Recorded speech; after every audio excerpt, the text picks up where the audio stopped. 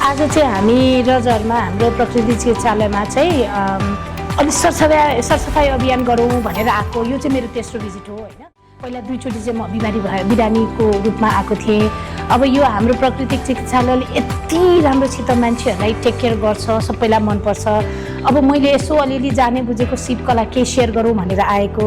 अब मैले यहाँ आउँदाखेरि चाहिँ नि होइन, हाउसकिपिङ चाहिँ अलिकति स्ट्यान्डर्डाइज गरिदिन सकेँ, अलिक सिस्टमेटाइज गरिदिन सकेँ, अलिक व्यवस्थित गर्न सकेँ, सरसफाइ अलिकति अझै माथि लान सक्यो भने चाहिँ हाम्रो आउने बिरामीहरू साथीभाइहरूलाई चाहिँ आफ्नो यहाँ पाएको उपचार, हाम्रो खाना यति राम्रोसित चलिरहेछ, त्यसको अलावा पनि के रमाइलो हुन्थ्यो भन्ने उद्देश्यले चाहिँ योपालि आएको म होइन।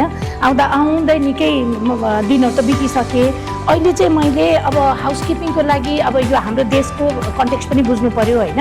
अब यो हस्पिटल हो, यसलाई कसरी चाहिँ एकदम अटम सफा बनाउने भन्ने हिसाबले चाहिँ मैले धेरै चिजहरू तयार गर्नु पर्यो। जस्तै अब यो हाम्रो बाथरुमहरू सफा गर्न चाहिने लिक्विडहरू पनि म आफैले कस्टमाइज गरेँ होइन। चाहिने केमिकल फ्री है, केमिकल केही पनि हालेको छैन।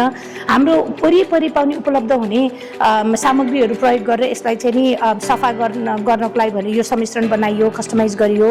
अनि यहाँनिर चाहिँ इजिली यो स्क्रब गर्ने, हामीलाई घोट्ने सामग्री सजिलै पाइँदैन रहेछ, जसले चाहिँ अब वालहरू पनि ड्यामेज नगर्ने होइन, त्यो भागेर यसलाई तयार गरियो। अनि त्यसपछि अब हामीले सरसफाइ त गर्ने पनि त तालिका हुनु पर्यो, सिस्टम हुनु पर्यो, तौर तरिका हुनु पर्यो। हाम्रो भाइ बहिनीहरूलाई थाहा हुनु पर्यो कि हामी कसरी कन्डक्ट गर्ने, के गर्ने, लिटरेचरको फर्ममा हुनु पर्यो, ताकि उहाँहरूलाई काम गर्नलाई सजिलो होस् भन्ने उद्देश्यले होइन। त्यो गरियो, तालिकाहरू बनाइयो, सिस्टमहरू बनाइयो। अब यो गरियो, यो गर्ने प्रोसेसमा चाहिँ हामीले निकै नै काम अगाडि बढाइसक्यौँ। सरसफाइहरू अब हामीले भर्याङहरूलाई पनि हरेक एरिया, कमन एरिया, हाम्रो बिमारीहरू जानुहुने धेरै एरियाहरूलाई निकै सरसफाइ गरियो। अहिले चाहिँ हामी त्यहाँसम्म पुगेका छौँ। अब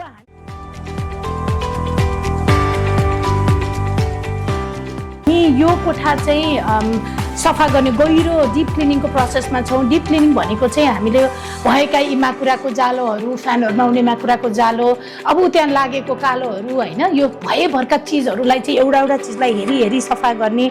अब यो खाटहरूमा पनि स्टिकरहरू हुन्छ, फोहोरहरू हुन्छ, यो कुना काप्चा सबै हेर्ने होइन। अब त्यसपछि यो भुइँहरूमा चाहिँ पुरा धुलोहरू जम्मा भएको हुन्छ, सबै हेरी कोटाइ अब यो दराजहरूमा पनि त फोहोर हुन्छ नि त, फोहोरहरू हुन्छ, यिनीहरूलाई सबै सफा गर्ने, झार्ने, पखाल्ने, पर्दाहरूलाई चाहिँ मिला छ कि छैन हेर्ने, ढोकाहरू सबै हेर्ने गरेर चाहिँ हामीलाई एकदमै डिप क्लिन गर्छौँ। अब क्लिन गर्न चाहिने सबै सामग्रीहरू हामी आफैले कस्टमाइज गरेर ल्याएको छौँ। यो चाहिँ हाम्रो बहिनीहरूको क्लिन गर्ने टुल किट हो होइन। उहाँहरूले चाहिँ अब सबै हामीले पहिलेदेखि नै डिजाइन गरेर लिएर आएको छ, कस्तो खालको ब्रस युज गर्ने, के युज गर्ने, के चाहिँ घोट्ने सामग्री युज गर्ने होइन। यो ब्रसहरूदेखिको सबै मिलाएर लिएर आएको छ। त्यो भएपछि हाम्रो पेसेन्टहरू यहाँ आउनुहुँदाखेरि उहाँ न होइन, त्यो भएर चाहिँ नि गहिरो क्लिनिङ गर्ने, अनि पछि चाहिँ फलो थ्रु क्लिनिङ हुन्छ।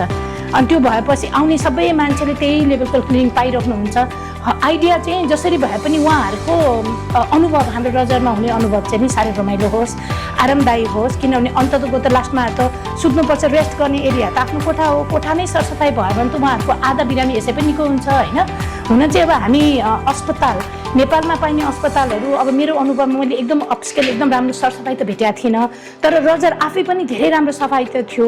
तर यो पनि केही गर्न सकिन्छ कि भन्ने हेतुले चाहिँ हामीले यति गहिरेर सफाइ गर्न खोजेका हो, ताकि अब किन हामी कहाँ आउने बिरामीहरू चाहिँ लामो समय बस्नुहुन्छ नि त, आउने जाने मात्र होइन।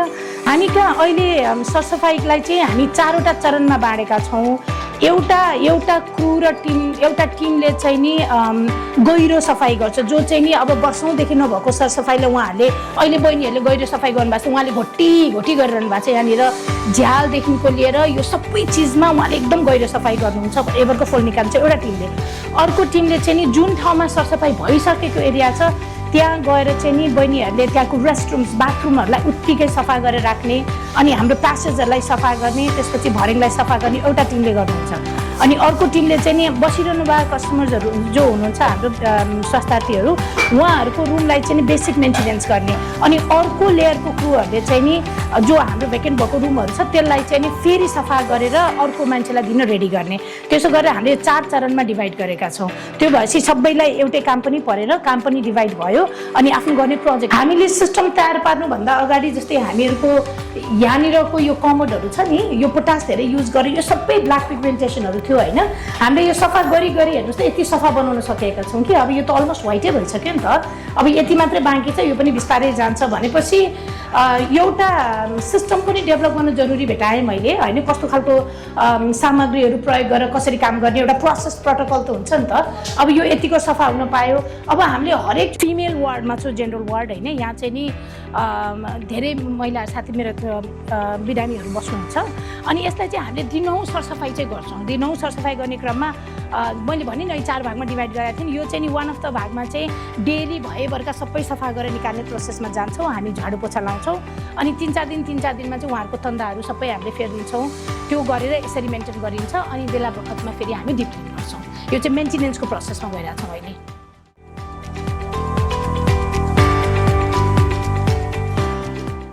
हामीले फोहोर व्यवस्थापन पनि गर्नु पर्यो नि त अब सफा सुग्घर त गरियो तर अब सेन्सिटिभ चिजहरू जो ह्युमन वेस्टहरू हुन्छ नि मान्छेको शरीरबाट निक्लेको वेस्टहरूलाई डिल गर्नु पर्दाखेरि त अब सफाई कर्मीलाई पनि त रोग लाग्न सक्ने सम्भावना हुन्छ त्यो अभोइड गर्नलाई चाहिँ हामीले के गर्यो भने ठाउँ ठाउँमा यस्तो यस्तो स्टेसन बनाइदिउँ जस्तै अब यो सेनिटरी टावल्सहरू चाहिँ नि उहाँहरूले एक ठाउँमा राख्नुहुन्छ जस्तै डाइपरहरू हाम्रो त अब लङ टर्म पेसेन्ट बस्नुहुन्छ प्यारालाइसिस भएको उहाँहरूलाई चाहिँ नि डाइपर उहाँहरूले युज गर्ने डाइपरहरूलाई पनि एक ठाउँमा व्यवस्थित गर्नु पर्यो अनि अब हामीले एनिमाहरू गरे हुन्छ त्यो पाइपलाई पनि एक ठाउँमा व्यवस्थित गर्नु पर्यो भनेर हामीले ह्युमन वेस्टहरूलाई अर्गनाइज गर्ने चाहिँ एकै ठाउँ यस्तो यस्तो स्टेसन बनाइदिएका छौँ ताकि चाहिँ अलपत्र नपरोस् अनि हामीलाई फोहोर म्यानेजमेन्ट गर्नलाई पनि सजिलो होस् फाल्टोलाई पनि होइन नगरपालिकालाई पनि काम गर्न सजिलो होस् भन्ने हेतुले यस्तो यस्तो आइडियाहरू इन्ट्रोड्युस गरिरहेको छौँ सो डिफ्रेन्ट काइन्ड अफ फोहोर चाहिँ डिफ्रेन्ट भाँडोहरूमा जान्छ अनि हाम्रो सफाइ कर्मीहरूलाई सजिलो होस्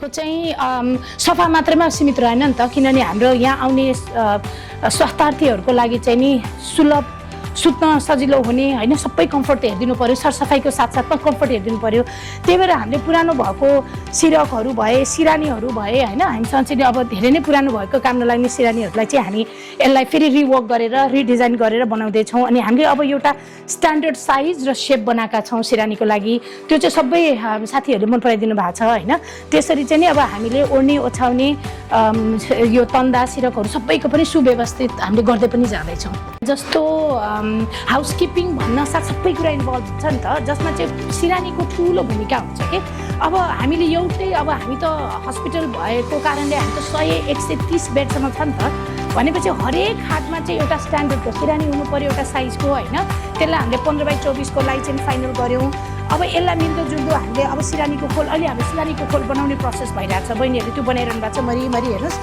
कसरी राम्रो देखिन्छ पकेटहरू सबै बनाएर होइन कसरी राम्रो देखिन्छ कसरी चाहिँ नि एक त कोठानी राम्रो देख्नु पर्यो सफा देख्नु पर्यो सजिलो पनि हुनु पर्यो त्यसको लागि चाहिँ हामीले यी आफ्ना चिजहरू चाहिँ हामी यी इन हाउसै बनाउँछौँ हामी आफै बनाउँछौँ हाम्रो स्ट्यान्डर्ड मेजरमेन्ट स्ट्यान्डर्ड क्वालिटी सबै चिज हेरेर बनाइन्छ यहाँ सबै चिज अब कस्टमाइज भएर जाँदैछ बेडसिटदेखिको लिएर चाहिँ नि हजुरको सिरानीको खोल साइज यो सबै कस्टमाइज भएर एउटा स्ट्यान्डर्डमा पक्रेर जाँदैछ अनि त्यो सबै काम चाहिँ हामी आफै इन हाउसै कन्ट्रोल गर्छौँ हामी बाहिरबाट ल्याउँदैनौँ